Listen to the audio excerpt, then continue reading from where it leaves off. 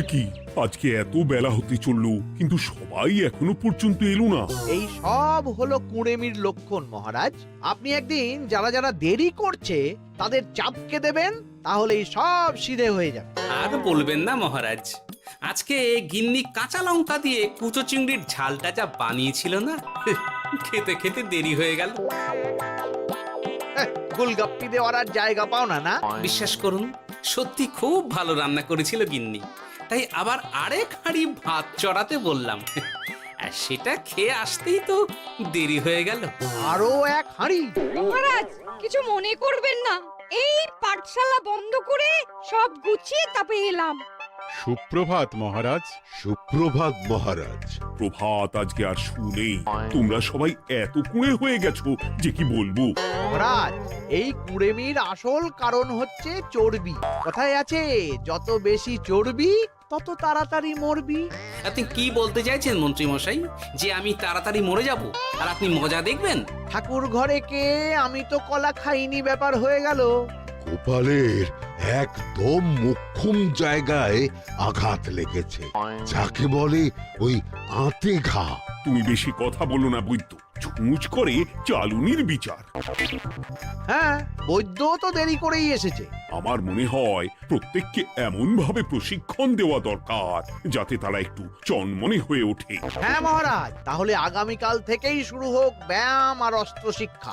হ্যাঁ, কুঁড়ে থাকলে রাজ্যের কোনো বিপদ আপদেই সভাসদেরা কাজে আসবে না। ঠিক বলেছেন মহারাজ। তাহলে আর দেরি কেন, চলো সবাই এখনই আমরা মাঠে যাই। এই তো মহারাজ ভরপেট খেয়ে এলাম, এখনই মাঠে? ওসব অজুহাত দিয়ে লাভ নেই, চলো চলো চলো।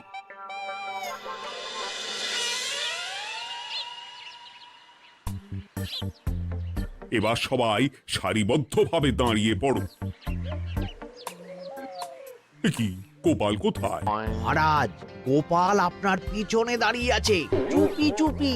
এই এই এই গোপাল, যাও যাও মাঠের মাঝখানে গিয়ে দাঁড়াও। এই চাঁদি ফাটা রোদে কেন মহারাজ সুস্থ শরীরকে ব্যস্ত করছেন? এসব বাজে কথা শুনতে চাই না। শুয়ে বসে থেকে শরীরের কি অবস্থা করেছো? শরীরের নাম মহাশয়, যা সবে তাই সয়। তুমি যাবে না, তোমাকে এক্ষুনি বরখাস্ত করব। কি জ্বালা! যেখানে আমার সব কাজ বুদ্ধি দিয়েই হয়ে যায়, সেখানে গায়ের জোরের কি দরকার? হ্যাঁ, এই গোপাল, আমি 1 থেকে 3 অব্দি গুনবো, তারপরে সবাই এই মাঠের ধার বরাবর 5 বার পাক দিয়ে দৌড়বে। ঠিক আছে মহারাজ, আমি প্রস্তুত। আমি রোগা পটকা আছি, কোনো সমস্যাই হবে না। হয়ে গেল। সবাই প্রস্তুত? 1 2 3। কি হলো গোপাল, দৌড়াও দৌড়াও। মহারাজ, এর থেকে বেশি জোরে পারবো না। আই, কে আছো? একটা কঞ্চি দাও। এই সেরেছে। বেশ হয়েছে, বেশ হয়েছে। ব্যাটার এবার চর্বি কমবে। কি হলো গোপাল, হ্যাঁ হয়ে গেল? হ্যাঁ?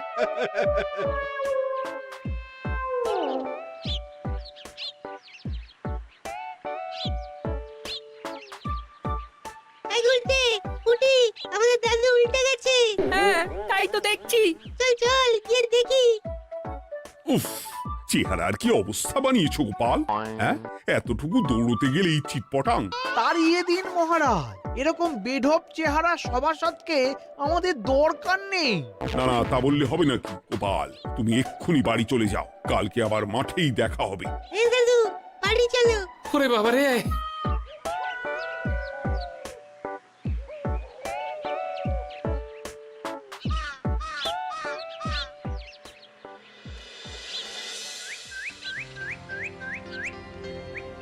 আরে ধুর ছাতার মাথা, তখন থেকে জল খেয়েই চলেছ।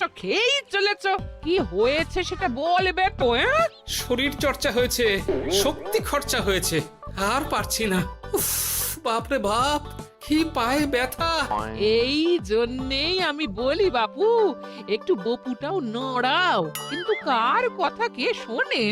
ওরে বাবা, অকারণে সুস্থ শরীর ব্যস্ত করবো কেন বলো তো? বেশি নড়াচড়া করলেই আয়ু কমে যায়। তোমার এই বাজে কথা কোন শাস্ত্রে লেখা আছে শুনি? শাস্ত্রে কেন যাব, বাস্তবে জলজ্যান্ত উদাহরণ আছে। আমি মানতে পারছি না। হুম, মানতে পারছি না বললে তো হবে না, তোমাকে মানতেই হবে। বেশ, প্রমাণ করো।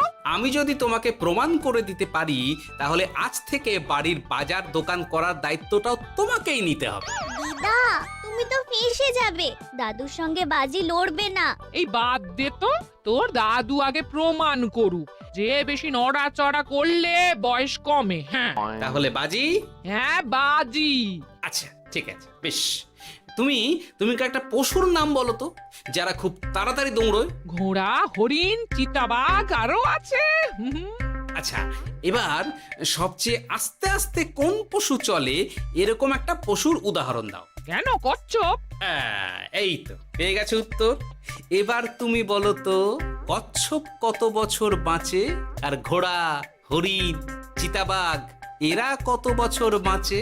চিতাবাঘ, ঘোড়া কেউই 30 বছরের বেশি বাঁচে না, কিন্তু কচ্ছপ 300 বছরও বেঁচে থাকে। হেরেছে, হেরেছে, আমার বউ হেরেছে। উফ, জীবনের কত বড় চাপ নেমে গেল। হ্যাঁ, এই তুমি আমাকে এভাবে হারালে। তখনই বললাম দাদুর সঙ্গে বাজি লড়তে যেও না। নাও এবার খেলা সামলাও।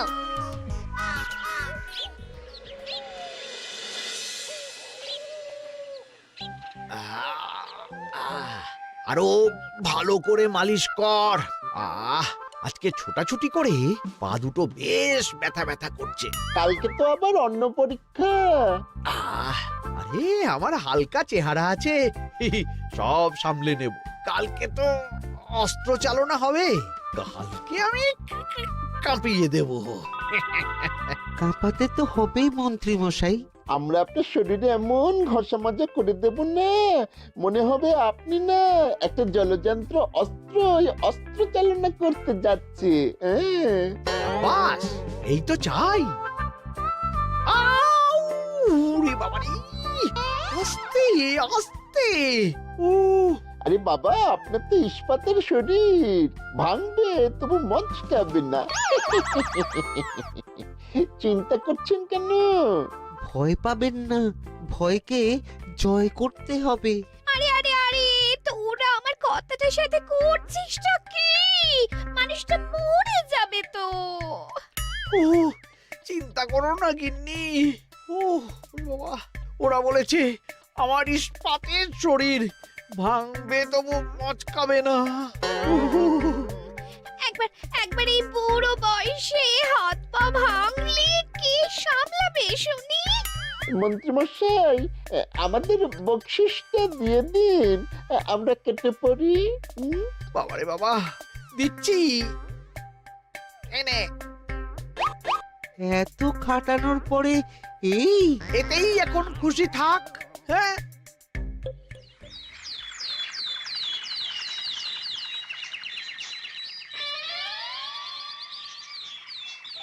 এবার তোমাদের সকলকে অস্ত্র শিক্ষা দেওয়া হবে। উফ, রোজ রোজ কি জ্বালাতনে পড়েছি, বাপরে বাপ। বাবা মা কাউকে ডাকার দরকার নেই, ভালো না লাগলে রাজসভা চাকরি ছেড়ে চলে যাও। মহারাজ, এটা তো উচিত নয়। যে যেটাই পারদর্শী তাকে সেটাই করতে দিন না। একটা বাঁদরকে যদি আপনি বলেন শিকার করে মাংস খেয়ে দেখা, সে কি পারবে মহারাজ? মহারাজ, গোপাল একটু বেশি কথা বলছে, ওকে আপনি বের করে দিন। আমি তোমার কথায় গলবো না গোপাল, তোমাদের সবাইকে এখন অস্ত্র শিক্ষা শিখতেই হবে। কর্তার ইচ্ছায় কর্ম, এখন তো আমার আর কিছুই বলার নেই। তাহলে আর দেরি কেন, তোমরা সবাই একটা করে ঢাল আর একটা করে তলোয়ার তুলে নাও। সেনাপতি, বলুন মহারাজ। তুমি সকলকে অস্ত্র শিক্ষা দেবে, তলোয়ার চালানো শেখাবে। এক এক করে প্রত্যেকে তোমার কাছে যাবে আর এক এক করে তুমি সবাইকে তলোয়ার চালানো শেখাবে। আচ্ছা মহারাজ, তাহলে ওই সবার প্রথমে চলে আসুন মন্ত্রী মশাই। হ্যাঁ, আমি প্রস্তুত। আমার শরীর ইস্পাতের মতো, ভাঙবো তবু মচকাবো না।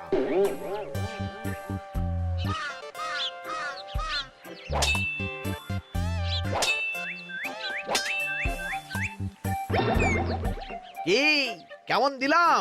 অত সহজ নয় সেনাপতি। আমি মন্ত্রী এমনি এমনি হইনি, আগে অস্ত্র শিক্ষা শিখে তবে মন্ত্রী হয়েছি। এটা কি হলো? হ্যাঁ, আপনি অস্ত্র শিক্ষায় পারদর্শী, কিন্তু আরো বিচক্ষণ হতে হবে।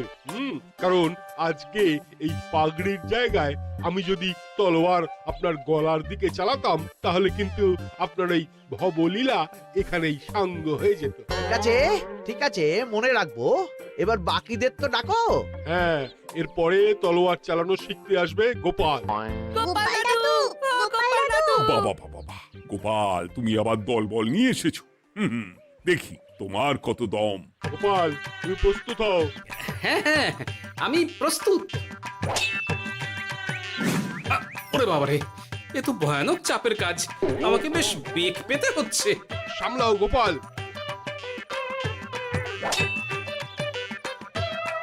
না, আমাকে অন্য রাস্তা দেখতে হবে। সেনাপতি, মহারাজের দিব্যি, তুমি আমার দিকে তলোয়ার ঢাল বাড়াবে না। এই এই, এটা কি হলো? সত্যি তো, এটা কি হলো? গেল গেল গেল গেল গেল গেল গেল, দুটিটা খুলে গেল গো। দেব নাকি এবার কুচ করে কেটে? জিতে গেছি, জিতে গেছি। এটা কি হলো? শত্রুপক্ষ কখনো কারো দিব্যি শুনবে না। আর সেনাপতি, তুমি কি ওখানে দাঁড়িয়ে দাঁড়িয়ে মজা দেখছো? আমি কি করব মহারাজ, গোপাল যে আপনার দিব্যি দিয়ে দিল। গোপাল বেটা খুব চালাক। তাহলে এখন উপায়? ওসব গোপাল তোমাকে বোকা বানাবার জন্য করেছে। তুমি ধুতি ঠিক করে আবার লড়াই চালিয়ে যাও। যথাজ্ঞা মহারাজ।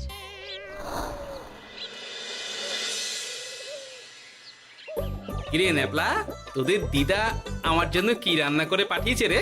এই তো ভাত, আলু সেদ্ধ, এই পুঁই শাকের ঝোল আর রুই মাছের ঝাল।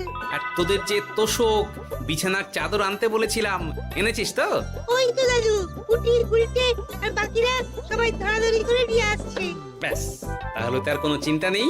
খেয়ে একটা জব্বর ঘুম দেব, কারণ এখানে যা রঙ্গ দেখছি তাতে বিকেল হয়ে যাবে। তলোয়ার শিক্ষা আজকের মতন এটুকুই থাক। এবার শুরু হবে বল্লম শিক্ষা। সবাই আবার আগের মতন সারিবদ্ধভাবে দাঁড়িয়ে পড়ো। আহ, তোদের দিদা ওই সবটা কিন্তু বেশ জব্বর বানিয়েছে। তোদের দিদার হাতের রান্নার কোনো তুলনাই নেই। আহা, কি স্বাদ! এ কি, গোপাল আবার কোথায় গেল?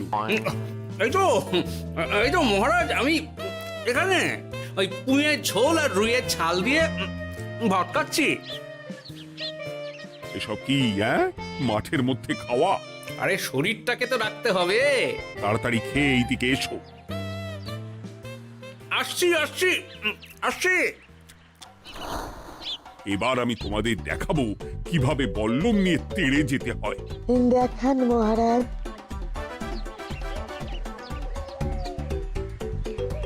এ তো খুবই সোজা মহারাজ।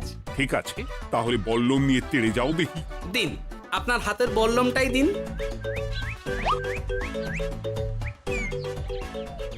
আরে আরে, গোপাল তো মাঠ থেকেই চলে গেল।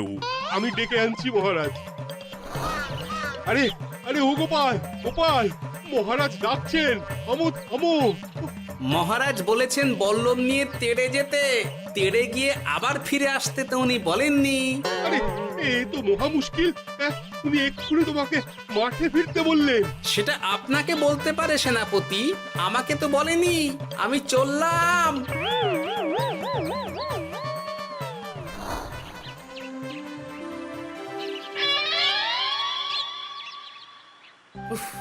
বাবারে বাবা, কি ঝক্কি!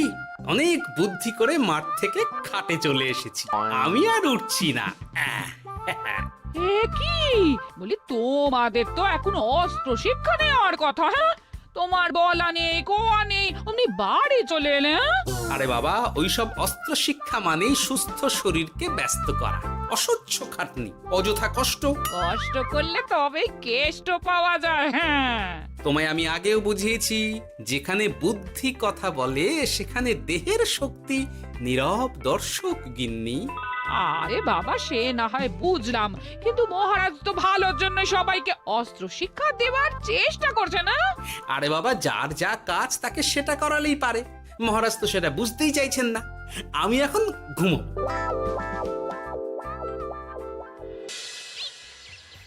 দরজা খোলো গোপাল, দরজা খোলো। গোপাল, গোপাল দরজা খোলো বলছি। ব্যাস হয়ে গেল। একটু শান্তিতে ঘুমাবো তার জো নেই। দরজা খোলো গোপাল। বলুন মহারাজ। তুমি কি পেয়েছোটা কি গোপাল? রাজসভায় দেরি করে আসবে, তারপর অস্ত্র শিক্ষার সময় ফাঁকিবাজি দেবে, এভাবে তো আর তোমাকে মনে হচ্ছে রাজসভায় রাখা যাবে না। মহারাজ, গোপাল তো মুখের কথার লোক নয়, ওকে তাড়িয়ে দিই। কেন মহারাজ? আমি কি এমন মহাপাপ করেছি যে আমাকে তাড়িয়ে দেবেন? এই যে আমার কথা শুনছো না, এটাই তোমার অপরাধ। অপরাধ নেবেন না মহারাজ। পণ্ডিতের দায়িত্ব পুজো করা, সভাকবির দায়িত্ব কবিতা বলা, সাহিত্য চর্চা করা, আর আমার দায়িত্ব হাসি মজা করে আপনার মন ভালো রাখা। কিন্তু আপনি আমাকে জোর করে যুদ্ধের ময়দানে ঠেলে দিতে চাইছেন। এটা আমার ইচ্ছে। আমিও তো মহারাজ ইচ্ছে করলেই অনেক কিছু করতে পারি। চোখ বন্ধ করে লক্ষ্য ভেদ করতে পারি, শুধু বুদ্ধি দিয়ে। আরে বাহ, এত বড় কথা! তাহলে মহারাজ, ওকে বলুন পরীক্ষা দিতে। কি পরীক্ষা? আমি একটা ঘরে বর্ম পরে দাঁড়িয়ে থাকবো। তোমার হাতে অস্ত্র দেব, আমার মাথায় একটা আপেল থাকতে হবে, আর তুমি কিভাবে আমার মাথা থেকে ওই আপেল ফেলতে পারো দেখব। এ তো খুবই সোজা। কি গোপাল, তাহলে লড়বে নাকি বাজি? হ্যাঁ, লড়তে রাজি আছি। তাহলে আজ রাতেই হয়ে যাক পরীক্ষা।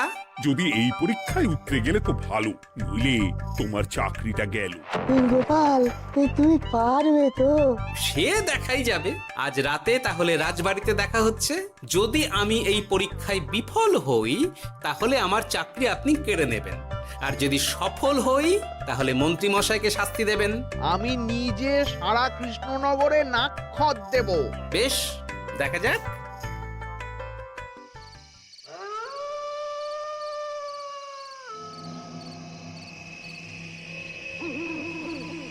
কি মন্ত্রীমশাই, ব্যবস্থা সব ঠিকঠাক হয়েছে তো? হ্যাঁ, এবার শুধু গোপালের পরীক্ষার পালা।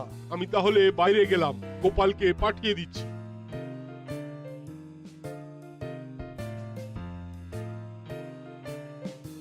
এবার যাও গোপাল, ঘরের ভিতরে যাও, দেখি তুমি কি করে মন্ত্রীর মাথা থেকে আপেল ফেলতে পারো।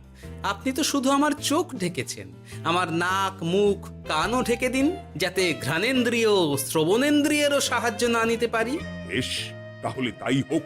আয়, কে আছো? গোপালের মুখ, নাক আর কান ঢাকো।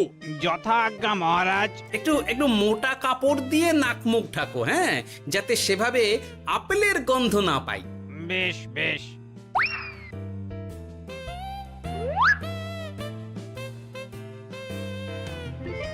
যাও গোপাল। গোপাল, এবার তোমার চাকরি গেল। এবার তুমি কি করবে? কি করবে?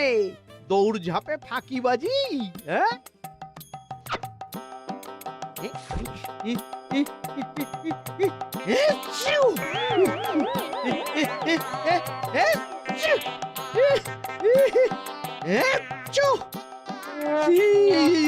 গেল গেল গেল গেল গেল, আপেল পড়ে গেল। আপেল পড়ে গেল? মহারাজ, এর মধ্যেই গোপাল আপেল ফেলে দিয়েছে। ঘরের ভেতরে চলো।